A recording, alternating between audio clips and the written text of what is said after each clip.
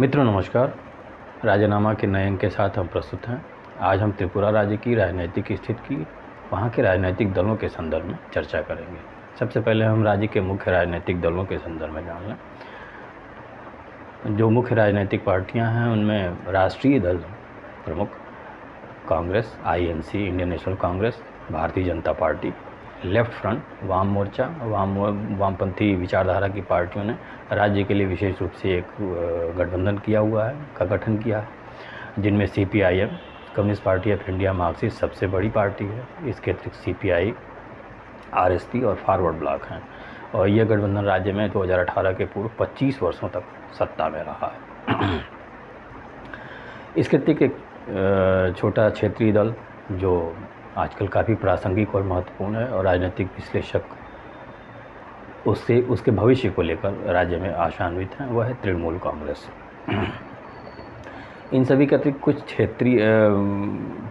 क्षेत्रीय दल हैं जो जनजातीय क्षेत्रों से संबंधित हैं, जिनका बेस भी ट्राइबल एरियाज़ में है। उनमें 3 नाम प्रमुख हैं। एक सबसे पहले तो त्रिपुरा उपजाति युवा समिति, यह इस समय लगभग शून्य है। अतीत में इसका प्रभाव रहा है और कांग्रेस के साथ मिलकर 1988 से 93 तक गठबंधन में सरकार भी उसने चलाया है। वर्तमान में 2 प्रमुख क्षेत्रीय पार्टियां हैं यहाँ की, जिनमें आईपीएफटी, एक indigenous peoples front of Tripura, इसका 2000 में गठन हुआ था और एक स्वतंत्र त्रिपुरा राज्य की मांग के साथ इसका गठन हुआ था, जिसमें काफ़ी टूट फूट और विलय के बाद 2009 में इसका पुनर्गठन हुआ। वर्तमान में यह नेडा का नॉर्थ ईस्ट डेमोक्रेटिक अलायंस, जो भारतीय जनता पार्टी के नेतृत्व में है, उसका सदस्य है और भारतीय जनता पार्टी के साथ त्रिपुरा राज्य की सरकार में भी साझेदार है। उसका गठबंधन सहयोगी है। इसके नेता एनसी देववर्मा हैं।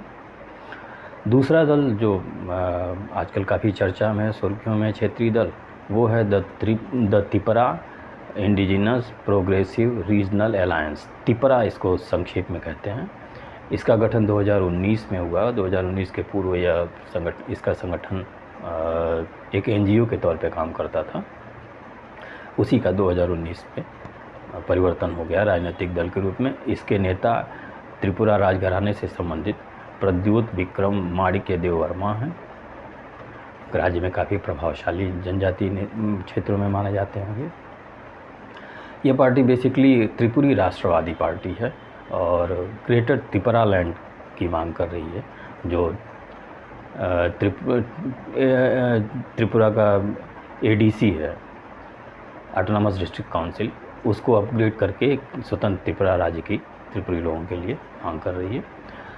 यह एनआरसी की प्रबल समर्थक पार्टी है, लेकिन सीएए की प्रबल विरोधी पार्टी है। अब राज्य के चुनावी इतिहास पर अगर हम डालें नज़र, तो 1972 में राज्य का गठन हुआ और 72 से लेकर 77 तक कांग्रेस सत्ता में रही। कांग्रेस के सत्ता में होने का एक तो कारण था कि राज्य का गठन त्रिपुरा का कांग्रेस के नेतृत्व में हुआ था और 70 के दशक तक पूरे देश की तरह त्रिपुरा में भी कांग्रेस की एक सहज स्वीकार्यता थी। 77 तक आते आते स्थितियाँ परिवर्तित होने लगी। राज्य में त्रिपुरी और बंगाली, जनजातीय और बंगाली आप्रवासी दोनों में खासा असंतोष उपजने लगा, क्योंकि अवैध आप्रवासन का मुद्दा जो राज्य के लिए सबसे गंभीर मुद्दा था, उसमें कांग्रेस की स्पष्ट नीति का अभाव, समस्या को सही ढंग से और समय पर सुलझाने की दिशा में प्रयास न करना एक प्रमुख कारण था। बंगाली जो अपने देश के भारत में आए हुए थे, पूर्वी बंगाल के इलाकों से जबरन निकाले गए या प्रताड़ित करने के बाद, छोड़ने पे मजबूर होने के बाद अपने देश में आए थे, तो उन्हें जहाँ भी सुरक्षित स्थान एक मिला, सुविधाजनक नज़दीक, वो वहाँ बस गए। त्रिपुरी लोगों की भी अपनी मांग जायज़ थी, उनका दुख, उनकी पीड़ा भी अपार थी। भाई जो शताब्दियों तक जिस ज़मीन पे रहा हो, उसने पोषित किया हो, वहाँ उनकी जड़ें हों, वहाँ उनका शासन हो, अपनी ही ज़मीन पर वो अब अवैध आप्रवासियों के भारी जनसंख्या दबाव के कारण ढकेले जाने लगे, मार्जिनलाइज्ड किए जाने लगे, उनका प्रभाव कम होने लगा। इसकी वजह से दोनों वर्ग, बंगाली और त्रिपुरी, दोनों असंतुष्ट थे और इस असंतोष ने कालांतर में अलगाववाद और उग्रवाद को भी जन्म दिया। इस स्थिति को वामपंथी पार्टियों ने कैश किया। इस असंतोष को जनता के, वामपंथियों का राज्य में स्वतंत्रता पूर्व से ही जनाधार एक रहा है। एक बंगाल के प्रभाव के कारण यहाँ पर उनकी बैठ रही है। 77 तक आते आते वो इस असंतोष को भुनाने और अपने को एक विकल्प के रूप में प्रस्तुत करने में सक्षम हुए। इसके साथ ही पूर्वोत्तर के क्षेत्र में वामपंथी दलों से संबंधित ये विशेषता देखी जा सकती है कि विशेष बात है ये कि जो भी निर्जातीय समूह उपराष्ट्रीयता वाले रहे हैं, जिनमें एक अपनी पृथक पहचान की इच्छा रही है, संघर्ष किया उन्होंने, उन सब के प्रति एक सहानुभूतिपूर्ण दृष्टिकोण वामपंथी दलों का रहा है, जिसका भी लाभ उन्हें मिला। तो 1977 के बाद 1988 तक इनकी सरकार रही। उस दौर में नृपेंद्र चक्रवर्ती बड़े नेता वामपंथी दलों के माने जाते थे। उनका खासा सुधारवादी कार्यों में योगदान रहा है। 88 के बाद स्थितियां फिर बदली। 80 का दशक पूरे पूर्वोत्तर के लिए और विशेष रूप से त्रिपुरा के लिए हिंसा, अराजकता का चरम दौर था। राज्य में व्यापक अराजकता थी, अनेक उग्रवादी संगठन सक्रिय थे। ऐसे दौर में जनता बेहद परेशान थी, विशेष रूप से बंगाली खासे असुरक्षित और प्रताड़ित महसूस कर रहे थे। ऐसी स्थिति में कांग्रेस ने अपने को विकल्प के रूप में प्रस्तुत किया और त्रिपुरा उपजाति युवा समिति के साथ मिलकर गठबंधन बनाया। उस गठबंधन को जनता ने सफलता दी और 88 से 1993 तक एक बार फिर कांग्रेस सत्ता में रही। पर कांग्रेस राज्य की समस्याओं और जनता के असंतोष को सुलझाने, समस्याओं को सुलझाने और असंतोष को एक दिशा देने में असफल रही। वामपंथी फिर एक विकल्प के रूप में प्रस्तुत होकर के आए और 1993 में वामपंथी मोर्चे की फिर सरकार बनी, जो 25 वर्षों तक 2018 तक लगातार अविरत रूप से चलती रही। इस दौर में माणिक सरकार नाम का एक चेहरा आया, जो पूरी भारतीय राजनीतिक व्यवस्था में कुछ सबसे साफ, ईमानदार, उदार और साफ सुथरी छवि के राजनेताओं में से एक नाम है। परंतु व्यक्ति के व्यक्तित्व की भी अपनी सीमाएं होती हैं। उन सीमाओं से आगे वो एक संगठन को, वर्ग को वहन नहीं कर सकता। माणिक सरकार की साफ सुथरी स्वच्छ छवि होने के बावजूद भी भ्रष्टाचार का बोलबाला राज्य में इन लंबे शासनकाल में 25 वर्षों के रहा। आतंकवाद की समस्या अपने जगह पे रही, सुलझ नहीं पाई। जनता उस आग में जलती रही, झुलसती रही। विकास प्रभावित हो गया पूरी तरह, जनजीवन अस्त व्यस्त हो गया। इन सब के कारण जनता फिर एक बार एक विकल्प की तलाश में थी। कांग्रेस ने जो उस समय राज्य में व्यापक आधार वाली विपक्षी पार्टी थी, वो स्वयं को एक विकल्प के रूप में प्रस्तुत करने में असफल रही। अपने ढीले ढाले संगठनात्मक ढांचे, अस्पष्टता, नेतृत्व की दिशाहीनता के कारण कांग्रेस एक विकल्प नहीं बन पाई और इन परिस्थितियों का भारतीय जनता पार्टी ने बेहतर ढंग से फ़ायदा उठाया, स्वयं को एक सशक्त विपक्ष के रूप में प्रस्तुत किया और वामपंथियों की 25 साल की एंटी इनकम्बेंसी के कारण जनता का व्यापक समर्थन उन्हें मिला, उनकी सरकार बनी। इसके पीछे और भी 2-3 कारण थे। एक तो भारतीय जनता पार्टी का संघ में शासन, केंद्र में उनका सत्तासीन होना। उसके अतिरिक्त आतंकवाद के मुद्दे पर उन्होंने एक समाधान की बात की कि हम सत्ता में आए तो हम इसका समाधान करेंगे और इस दिशा में उन्होंने काम भी किया। 2019 में हमने अपने पिछले अंक में बताया था आपको कि राज्य के सबसे बड़े विद्रोही संगठन NLFT से नसीब समझौता किया, उन्हें हथियार रखवाया, संगठन समाप्त करा के उनके कैडर्स को राष्ट्र की मुख्य धारा में ले आए। विकास एक बड़ा मुद्दा रहा है यहाँ पे।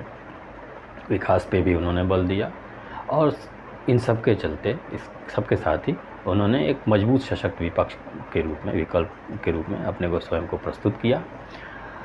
इसमें ये ज़रूर विश्लेषणकर्ताओं का मत है कि जो विकल्प के रूप में प्रस्तुत किया, तो उतना व्यापक आधार राज्य में नहीं था। इन्होंने अन्य पार्टियों, विशेषकर तृणमूल कांग्रेस और कांग्रेस के नेताओं को, बड़े नेताओं को तोड़ा, अपने में मिलाया और एक माहौल बनाया। जैसा आपने देखा है कि बंगाल में भी कोशिश की गई थी इस तरह का, उसी तरह का माहौल बनाया। और इसके साथ ही संघ, जो काफ़ी लंबे समय से यहाँ सक्रिय है, उसने काफ़ी मेहनत की, खासी मेहनत की। ग्रामीण क्षेत्रों में पकड़ बनाने में, पैठ बनाने में, बंगालियों में, जनजातियों में भी, इन सब का लाभ भारतीय जनता पार्टी को मिला और 2018 में उसकी सरकार आई। 2018 का चुनाव अपने आप में काफ़ी रोचक चुनाव रहा है, क्योंकि पूरे देश में पहली बार त्रिपुरा ऐसा स्थान रहा है जहाँ पे वाम और दक्षिण की सीधी टक्कर हुई। इसके पहले पूरे भारत में ऐसा कहीं नहीं हुआ था। इस टक्कर में वामपंथियों को सीटें तो कम मिली, 16 सीटें प्राप्त हुई, परंतु 42.7% मत प्राप्त हुए, जबकि भारतीय जनता पार्टी को 36 सीटें मिली, लेकिन 43% मत प्राप्त हुई। तो एक तरह से कह सकते हैं कि काफ़ी कांटे का मुकाबला रहा। सीटें तो बढ़ी, लेकिन वो मार्जिन हार जीत का कम रहा। तो भारतीय जनता पार्टी ने 50 सीटों पे चुनाव लड़ा था और 36 पे सफलता प्राप्त की, जबकि उसकी सहयोगी जो थी IPFT, indigenous peoples front of Tripura जनजाति पार्टी, उसने 9 सीटों पे चुनाव लड़ा था और 8 सीटों पे सफलता मिली। लगभग 7.5% मत उसे प्राप्त हुए थे और 43% भारतीय जनता पार्टी को। इसके अतिरिक्त राज्य में एक और महत्वपूर्ण संस्था है। हमने पिछले अंकों में आपको बताया था कि जनजातीय क्षेत्रों के लिए पूर्वोत्तर के जनजातीय जिलों का, ADCs का, ऑटोनॉमस डिस्ट्रिक्ट काउंसिल्स का गठन किया गया है। पूरे पूर्वोत्तर में 10 ऐसे जिले ऑटोनॉमस डिस्ट्रिक्ट काउंसिल्स हैं, उनमें से एक त्रिपुरा में भी है। और त्रिपुरा के संदर्भ में यह अधिक महत्वपूर्ण हो जाता है, क्योंकि राज्य की लगभग 2 तिहाई क्षेत्रफल और 1/3 जनसंख्या, लगभग 13 लाख के आसपास पर इसका विस्तार है। और इसके राजनीतिक महत्व के कारण इसे मिनी असेंबली भी कहा जाता है। इसको नाम दिया गया है Tripura tribal areas autonomous district council. इस संगठन में 2020 तक लगातार 15 वर्षों से CPIM का, या कहें वाम मोर्चे का बहुमत था। 2015 के चुनाव में तो उसने क्लीन स्वीप किया हुआ था यहाँ पे। 2021 में इसके चुनाव हुए हैं TTA DC के। इन चुनावों में मुख्य रूप से CPIM, Congress, BJP, TUJS, IPFT वगैरह ने भाग लिया था, और त्रिपुरा जो नया दल बना हुआ है रीजनल, उसने आशरण से 2019 में बने इस संगठन को the indigenous progressive regional alliance Tripura जिसे कहते हैं, उसे 18 सीटें प्राप्त हुई, उसका बहुमत हुआ यहाँ पे। CPIM जिसने 2015 में क्लीन स्वीप यहाँ पे किया हुआ था, उसका क्लीन स्वीप हो गया, 0 सीटें प्राप्त हुई। कांग्रेस और CPIM को 0 सीटें प्राप्त हुई, कोई सीट नहीं मिली। 3 दलों को, CPIM, भारतीय जनता पार्टी और IPFT, इन तीनों को झटका लगा। CPIM तो चूँकि पूरी तरह शून्य हो गई, तो उसे सबसे ज़्यादा झटका लगा। IPFT जो त्रिपुरा राज्य और जनजातियों के संरक्षण की ही बात करती थी, उसे भी जनता ने खारिज कर दिया। इस ऑटोनॉमस डिस्ट्रिक्ट काउंसिल की लगभग 90% जनसंख्या जो है वो जनजातीय है, तो IPFT को भी जनता ने खारिज कर दिया। भारतीय जनता पार्टी को अनेक विश्लेषकों ने माना कि उसे बड़ा झटका लगा। यकीनन झटका है, क्योंकि वो पूरी तरह से इस पर बहुमत स्थापित करने की बात कर रहे थे, दावे कर रहे थे, तो उसमें तो वो सफल नहीं हुई। लेकिन 2015 तक जहाँ पे उसका शून्य स्थिति में थी, वो खाता भी नहीं खुला था, वहाँ पे उसे 9 सीटें प्राप्त हुई। 12 पे ही उसने चुनाव लड़ा था और उसे 9 सीटें प्राप्त हुई। त्रिपुरा जो था उसे 18 में सीटें जो प्राप्त हुई, 16 खुद प्राप्त हुई और उसके अन्य सहयोगी दल जो हैं उन्हें 2 सीटें प्राप्त हुई। भारतीय जनता पार्टी ने 12 पे चुनाव लड़ा, 9 सीटें प्राप्त हुई, 18.72% मत उसे प्राप्त हुई और पिछली बार से 11% की उसके मतों में वृद्धि हुई। एक तरह से मान सकते हैं कि जनजातीय क्षेत्रों में भी ये पकड़ की कोशिश थी, पूरी तरह ना सफल हुई हो, परंतु इसे असफल भी नहीं कहेंगे हम। एक इंडिपेंडेंट स्वतंत्र उम्मीदवार जीता जो बीजेपी का राइवल था, विद्रोही प्रत्याशी था। और इस प्रकार इस संगठन में तो कुल मिलाकर राज्य में स्थितियां हैं कि भारतीय जनता पार्टी वृद्धि की ओर है, लगातार कोशिश कर रही है, सीपीएम पूरी तरह से सिकुड़ रही है।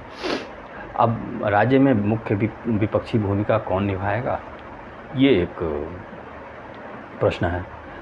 भारतीय जनता पार्टी की भी अपनी कुछ सीमाएं हैं, मजबूरियां हैं। 2-3 बातों पे विश्लेषकों का ध्यान है। एक तो एक असंतोष राज्य में ये है कि जो भारतीय जनता पार्टी के नेता हैं, या यूँ कहें पूरी भारतीय जनता पार्टी स्थानीय नहीं हो पाई है, उसमें स्थानीयता की प्रवृत्ति नहीं आ पाई है। इसके नेता हिंदी बोलते हैं, हिंदी में सोशल मीडिया अकाउंट्स मैनेज करते हैं, जो न बंगालियों को पसंद है न कोक बरोक बोलने वाले जनजातियों को। तो स्थानीयता के स्तर पे उनका भाषा, लहजा, पोशाक सभी कुछ हिंदी बेल्ट से मिलती है और इस पे जो विरोधी हैं वो उन पे हमले भी करते हैं, आघात भी करते हैं। तो एक तो मुद्दा स्थानीयकरण का है कि राज्य में अभी भारतीय जनता पार्टी स्थानीयकृत नहीं हो पाई है। दूसरी जो बाहरी नेता इन्होंने तोड़े हुए थे तृणमूल कांग्रेस से और कांग्रेस से, वो इनके कैडर के साथ उनका सामंजस्य नहीं हो पा रहा है। वो अधिक महत्वाकांक्षाएं लेकर आए थे, वो पूरा नहीं होने पर उनमें असंतोष है। इनमें सुदीप राय वर्मन का नाम आजकल काफ़ी उछल रहा है और मुकुल राय ने जब से फिर से भारतीय जनता पार्टी को छोड़कर तृणमूल कांग्रेस ज्वाइन किया है, तब से ये आशंका बलवती हो गई है और कि भारतीय जनता पार्टी में टूट हो सकती है। कुछ लोग, असंतुष्ट लोग पुनः तृणमूल कांग्रेस में जा सकते हैं। तृणमूल कांग्रेस के साथ यहाँ पे एक आजकल देखा गया है, उसके पक्ष में एक जनता का उत्साह, आप ये कह सकते हैं कि बंगाली मूल के जो मतदाता हैं वो उनका एक रुझान देखा गया है हाल के दिनों में भारतीय जनता पार्टी से जो असंतुष्ट हैं तृणमूल कांग्रेस की तरफ। और तृणमूल कांग्रेस बंगाल के चुनाव के पश्चात काफ़ी कॉन्फिडेंट स्थिति में है और विश्लेषक ये मान रहे हैं राजनीतिक कि हो सकता है निकटतम भविष्य में कांग्रेस और वामपंथियों के स्थान पर तृणमूल कांग्रेस ही एक विकल्प बन पाए, विपक्ष का नेतृत्व कर पाए, स्थान ले पाए उसका और भारतीय जनता पार्टी को चुनौती दे पाए। देखते हैं भविष्य में तृणमूल कांग्रेस इस विकल्प बनने और चुनौती देने में कितनी सफल होती है, या भारतीय जनता पार्टी अपने को बंगालियों और जनजातियों के बीच संतुलन साधकर अपना स्थिरीकरण करने और विकास करने में कितना सफल होती है। हमारे साथ बने रहिए, देखते रहिए। मित्रों, यह अंक कैसा लगा आप हमें अवश्य बताएं और संभवतः वीडियो को लाइक और सब्सक्राइब अवश्य करें। हम अगले अंक में असम पे चर्चा के साथ फिर उपस्थित होंगे, तब तक के लिए आज्ञा दीजिए।